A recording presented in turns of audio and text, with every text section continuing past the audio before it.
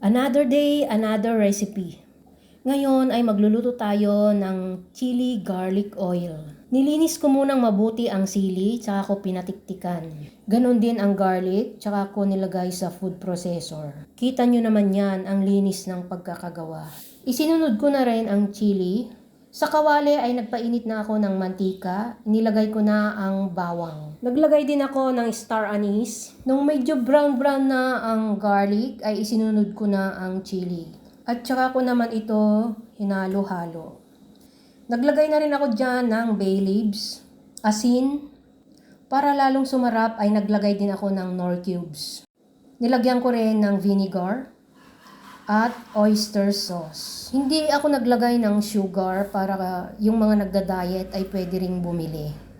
Ang sarap best, ito luto na.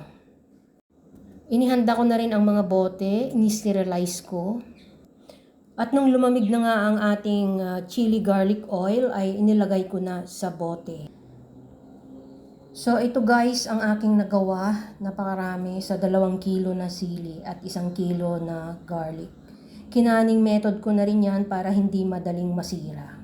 So ito na best ang ating chili garlic oil ni Mama Daisy.